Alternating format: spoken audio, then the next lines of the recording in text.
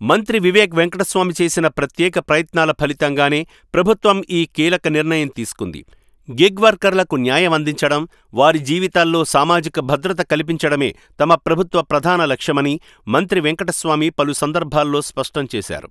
ఈ చట్టం అమల్లోకి వస్తే గిగ్ వర్కర్లు మరియు వారిని నియమించుకునే అగ్రిగేట్ సంస్థలు, ఉదాహరణకు ఓలా, ఊబర్, స్విగ్గీ వంటి డెలివరీ సంస్థలు తప్పనిసరిగా ఏర్పాటు చేయబోయే ప్రత్యేక బోర్డులో తమను తాము నమోదు చేసుకోవాలి. ప్రతి అగ్రిమెంటులోనూ గిగ్ వర్కర్ల సమస్యలను పరిష్కరించడానికి ప్రత్యేకంగా ఒక అధికారిని నియమించే సదుపాయం కూడా ఈ చట్టంలో ఉంది.